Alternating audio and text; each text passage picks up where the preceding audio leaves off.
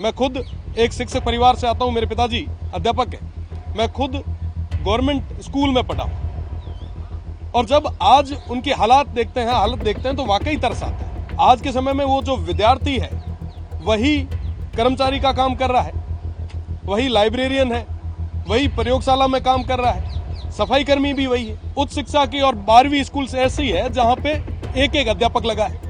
आप विचार करें कि एक अध्यापक के भरोसे किस तरीके से स्कूल चलेगी। साहब, जो आदमी पूरा जीवन दे देता है किसी के लिए, जब वो पीछे मुड़ के अपनी पेंशन के लिए जाता है ताकि उसका परिवार आराम से निकल पाए, जीवन यापन आराम से हो पाए, साहब उसको बदले में क्या मिलता है? धक्के मिलते हैं, पुलिस की लाठियां मिलती है। अध्यापक नहीं है। मैं खुद एक शिक्षक परिवार से आता हूं, मेरे पिताजी अध्यापक हैं। मैं खुद गवर्नमेंट स्कूल में पढ़ा हूं और जब आज उनकी हालत देखते हैं तो वाकई तरस आता है। आज के समय में लगभग 61% पद जो है वो रिक्त है, जिसमें मुख्य रूप से गैर शैक्षणिक है। आज के समय में वो जो विद्यार्थी है वही कर्मचारी का काम कर रहा है, वही लाइब्रेरियन है, वही प्रयोगशाला में काम कर रहा है, सफाई कर्मी भी वही है। साहब, ऐसे दौर में आप एजुकेशन दे कैसे पाएंगे?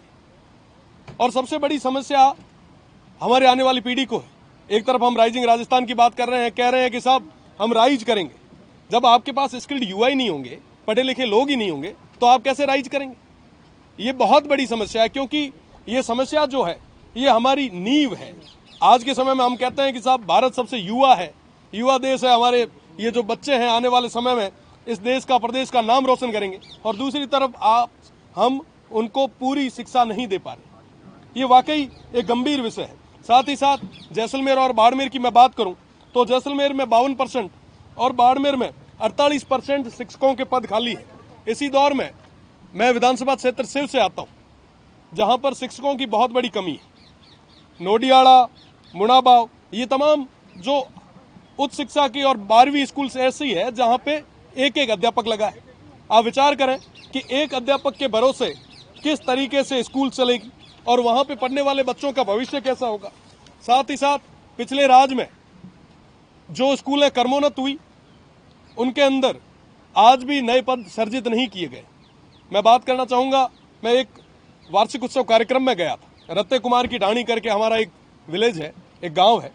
वहां पे एक बच्चे ने कहा कि साहब हमारे यहाँ शिक्षक नहीं है, हमारे यहाँ नए पद सर्जित नहीं हुए। आप विडंबना देखिए कि 12वीं तक स्कूल है, वहां पे 6 अध्यापक है। आप कैसे सही गुणवत्ता वाली शिक्षा दे पाएंगे? साथ ही साथ कई सारे जो अध्यापक हैं हमारे, उनकी डीपीसीज नहीं हुई है। वो लंबे समय से इस मांग को कर रहे हैं कि साहब हमारी डीपीसी करवाएं, उन्हें प्रमोट करें, पर आज भी वो हो नहीं पाया है। साथ ही साथ मैं अगर हायर एजुकेशन की बात करूं, हायर एजुकेशन की मैं बात इसलिए विशेषकर करूंगा क्योंकि मैं छात्र संघ अध्यक्ष रहा हूं। वहां के युवाओं की, वहां के विद्यार्थियों की पीड़ा को नजदीक से देखा है।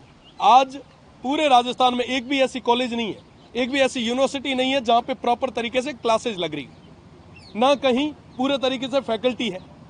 और जो रिटायर्ड हो गए लोग, उनको पेंशन भी नहीं मिल रही।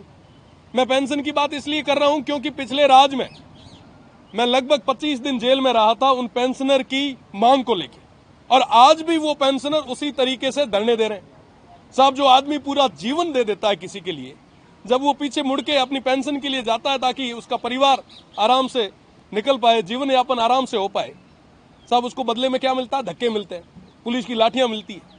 दीक्षांत समारोह में एक बार हम विरोध दर्ज करवाने गए, पिछले राज ने हमें कई दिन तक जेल में रखा, और उसके बाद जब आज वापिस यहाँ तक आए, आज सुबह जब मेरी चर्चा चल रही थी तो उन्होंने कहा कि साहब आज भी हमें पेंशन नहीं मिल रही। ये सिर्फ एक जोधपुर विश्वविद्यालय की या पश्चिमी राजस्थान की बात नहीं है, लगभग पूरे राजस्थान भर के यूनिवर्सिटीज और कॉलेजेस की यही हाल है।